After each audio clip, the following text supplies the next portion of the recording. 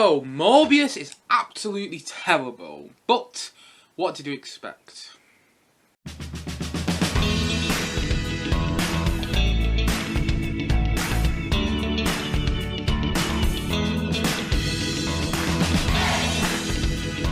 Morbius. So Morbius basically follows the story of Michael Morbius, played by Jared Leto in the film, who basically has this disease and he keeps getting more and more ill, and essentially he goes to find some bats to try and get better, but actually the bats make him worse, and then essentially he becomes a living vampire, he becomes an anti-hero, and that's basically the plot of the movie. And by the way, before I get into my opinion, I should say I'm quite tired right now, so if I muddle up my words or I say something which is really off point, I do apologise because I'm quite tired. It's been a long day, but nevertheless, I'm doing this review now. I want to get this review done because I don't really want to talk much about this film anymore.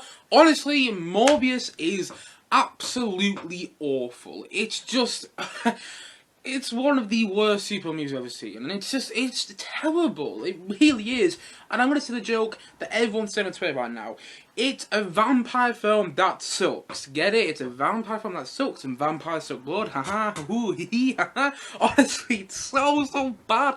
And I literally got back from the cinema watching it, and I couldn't believe what I was watching, because it's a complete mess. And the thing is, though, I can say that about so many superhero movies, but you know, in comparison to this movie, Venom Let There Be Carnage looks like a coherent story about good friendship in comparison to this film. The mishmash and terribleness in this movie is just, it's unbearable. Honestly, I'm so tired today, and I went to watch a movie about a couple of hours ago, and I could barely keep awake. I could barely keep awake when I sat down to watch the film, but, I felt the same way when I watched The Batman about a month ago now, or how long ago when The Batman came out. And honestly, I was so tired when I went to go watch The Batman the first time. I really mean it, I was really tired, but then when I watched The Batman, it kind of woke me up, and I was like, oh god, I felt so suspenseful when I was watching that movie. But the thing is, though, when I went to go watch Morbius, I was really tired, and honestly, I struggled to keep awake.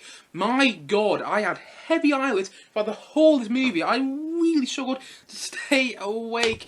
It's just, oh god, it's unbearably bad. And you know the biggest reason it doesn't work is because of Jared Leto. Jared Leto is a terrible actor, and his performance as Morbius in this film, as Michael Morbius should I say, is absolutely awful. How many synonyms can I think of awful in this video? Honestly, I want to say awful and terrible about 10 million times this video, because this film is just so bad. But yeah, the biggest reason it doesn't work is because of the lead performance from Jared Leto. Jared Leto's a terrible actor because he's just a method actor, and he goes method for all these roles he doesn't need to. I mean, look at House of Gucci, where he's doing like, oh, look at me, I'm a daddy. And that's what Jared Leto was doing in House of Gucci. And in Suicide Squad, you know, there's all these rumours that he sent, you know, rats to his castmates, and he was like, oh no, that wasn't me, that was the Joker. The Joker took over me. I'm like, shut up. There's a point when you stop acting. There's a point in your life when you do acting, when you're an actor, when you do acting, that's absolutely fine. When you're on set and you're doing the acting, you stay in character, that's fine.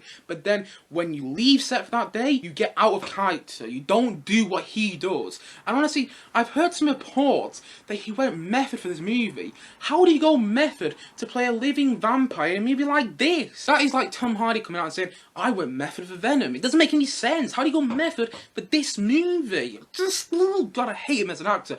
I really do. And this movie is further evidence of that. There's so many moments in the movie where he's meant to be looking ill, where he's meant to be looking like he's got this really bad disease. And in those moments, there's a couple of instances where he looks like he's just got back from a holiday, and look how it's a big reshoot. And there's some clear, obviously, reshoots in this movie. I'm not even going to get on to that, so I like one of the small plots of the movie. But yeah, there's so many moments where he's meant to have a disease, or he's meant to be ill, and he just looks like he's got back from holiday. But also, his performance is so bad. Like, he's either really underacting, really playing it like, oh, I'm Michael Morbius, but don't tell everyone I'm a living vampire, no. And then he's either overplaying it, though, and he's going, look, get away from me, I'm Morbius.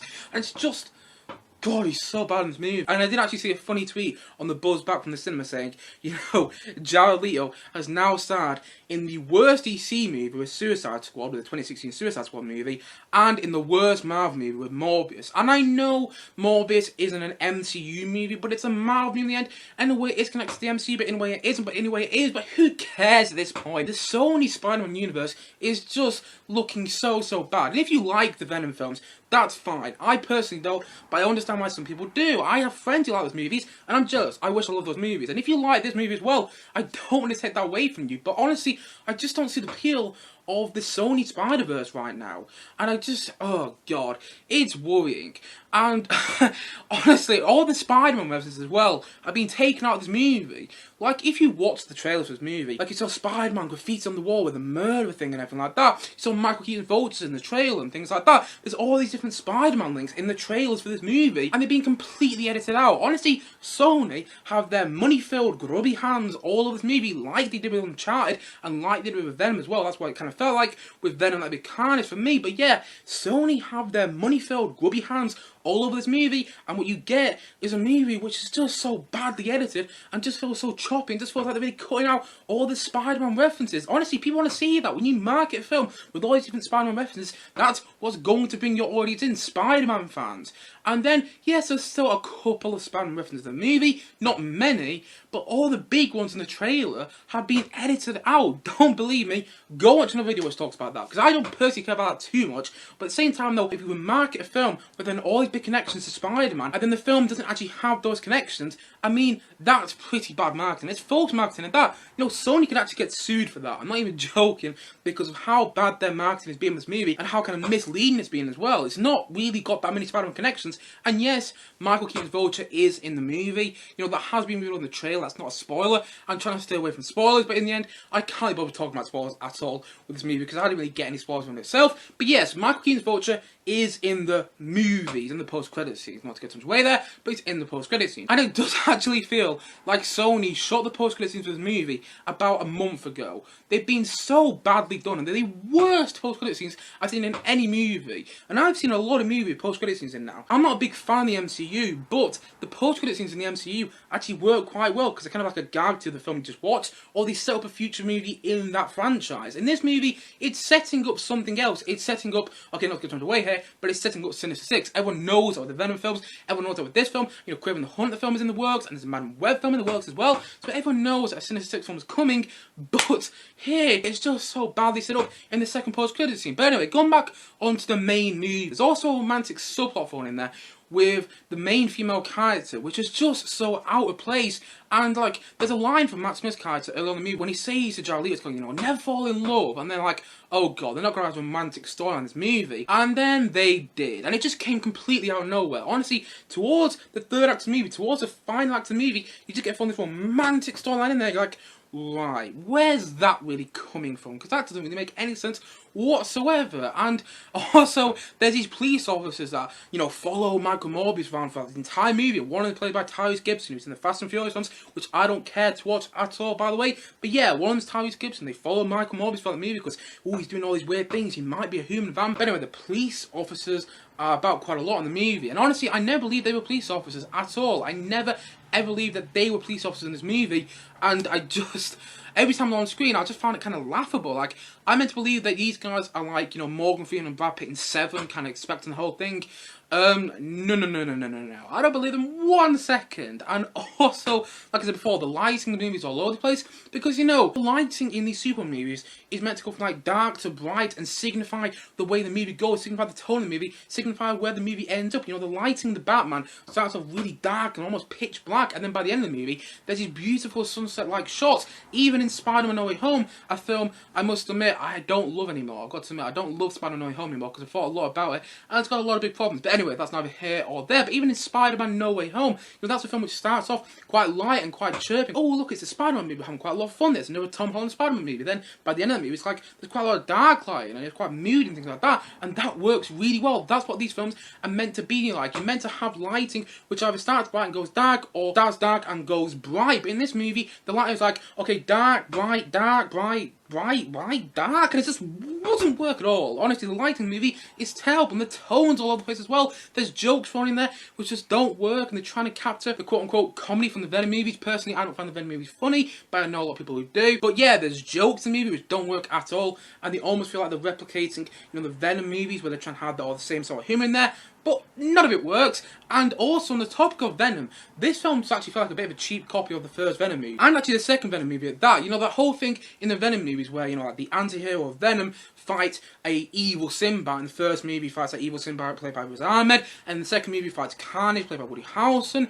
And this movie does the same thing. You get the evil vampire as well, like the evil vampire played by Matt Smith in the film. You then get the anti-hero, you know, it's Morbius, played by the wonderful Jared Leto, such an incredible actor. And by the way, I know Jared Leto has won an Academy Award, but so has Gwyneth Paltrow. Just because you win an Academy Award does not mean you're a good actor or actress. And I don't think Gwyneth Paltrow is a good actress either. But anyway, that's neither here or there. But yes, Jared Leto might win an Oscar, but it doesn't mean he's a good actor. But anyway, going back onto the whole fact that this film feels like a cheap copy of Venom. You have the big anti-hero fight again. It's just like, we did this in Venom. Why are we doing this again here? Honestly, that's one of my problems about Venom Let There Be Carnage I didn't really talk about. In Venom Let There Be Carnage, they just do the, you know, the anti-hero Venom v the evil Venom in that film. In that film, it's Carnage, and in this film, it's Morbius v Matt Smith's evil vampire, living vampire. It just doesn't work.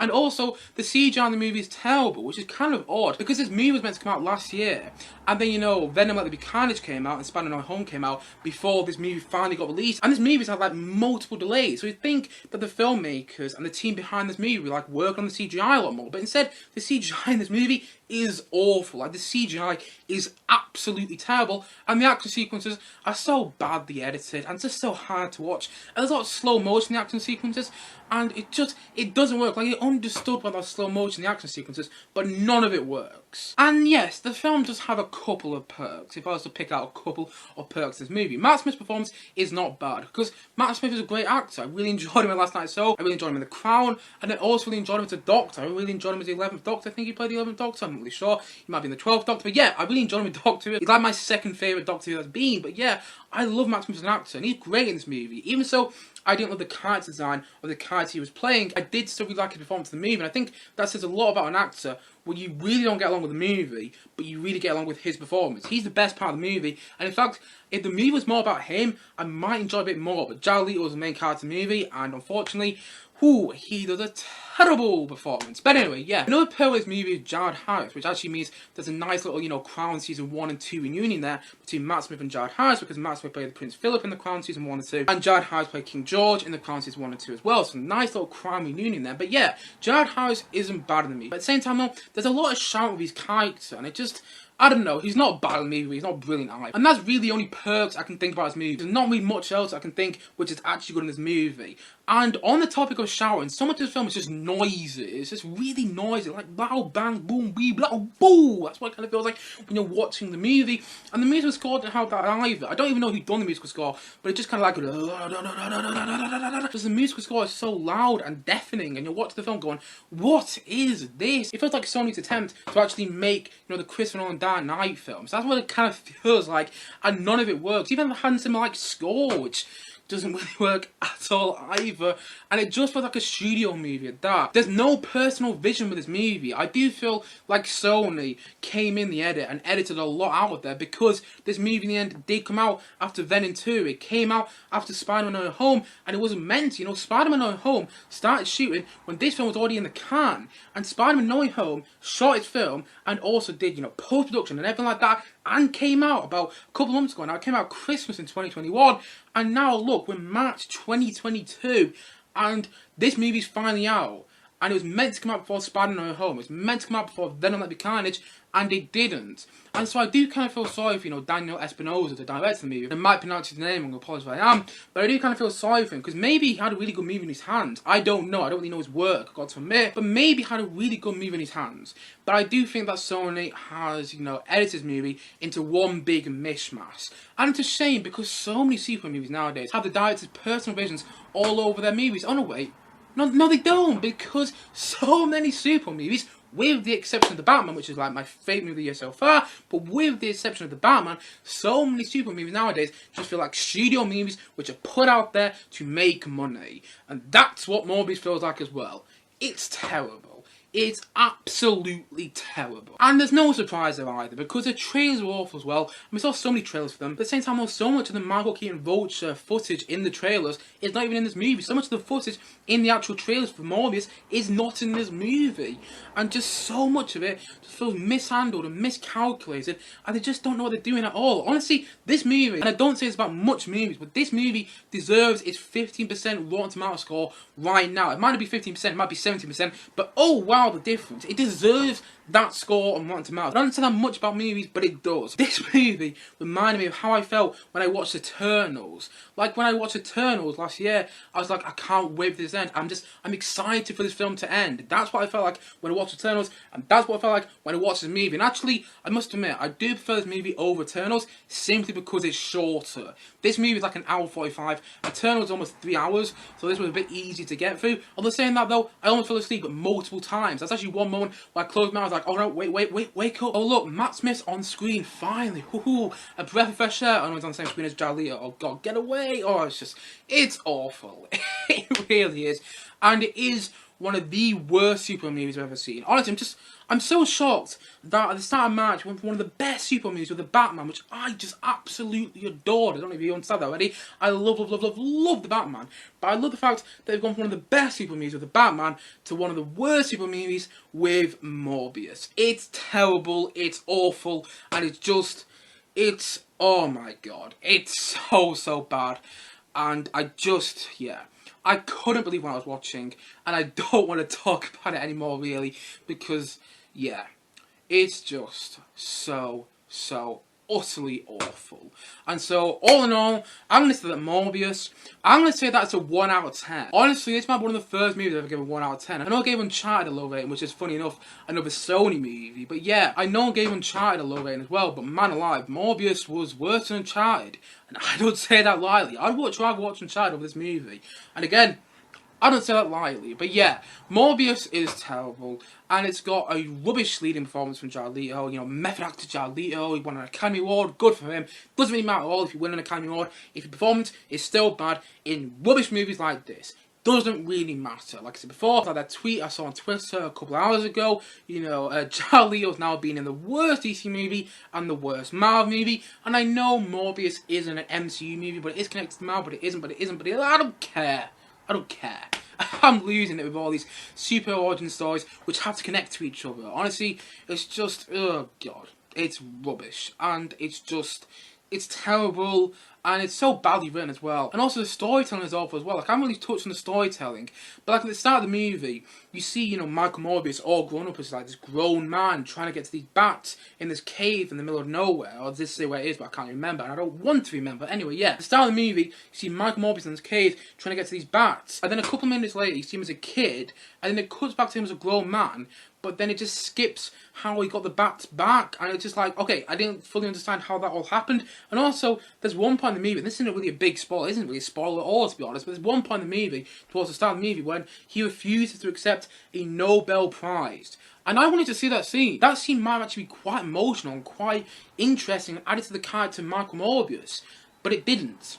It didn't add to the character Michael Morbius at all. I don't even know that's the character's name, by the way, but I'm going to that's what caught him for so much of the view. But yeah, it's absolutely, oh god, it's unbearable. It's actually kind of unwatchable, and I haven't said that really about any movies on this channel, but that's how I felt when I watched this movie. Honestly, it's just, it's so bad. And I feel sorry for Matt Smith, because he's really entered the wrong superhero sort of, you know, world now. He's entered the wrong superhero world. If he enters the MCU, I'd feel happy for him, because that's a really successful franchise. And even so, I don't love it, I know a lot of people who do. And if he enters the DC universe, I'll be really excited to see what he's going to do. But here, he's entered the Sony Spider-Man universe. And honestly, I can't see his universe lasting more than 5 years if it doesn't book up its ideas. And also, by the way, one last thing. I heard Daniel Espinosa, you know, the director of the movie, actually say that there's a Spider-Man which exists in this universe, but we don't know who it is yet. So that's implying that it's not Tom Holland's Spider-Man, because Tom Holland's Spider-Man exists in the MCU. And also, we can kind of guess it's not Tom Maguire's Spider-Man,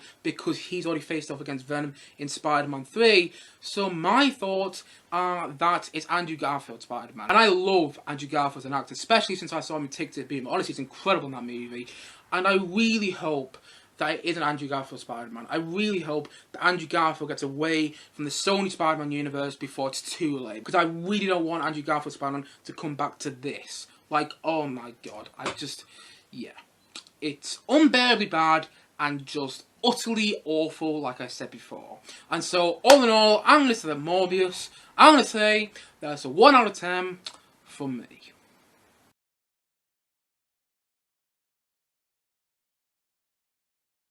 Anyway guys, what do you think of Morbius? Please do comment down below. Let me know your thoughts in the comment section below. Anyway guys, thank you as always for watching, and if you haven't yet, please do click down below and subscribe on this video, and look forward to many more, both film and TVs, coming very soon on this channel. See you guys again soon, but bye for now, bye!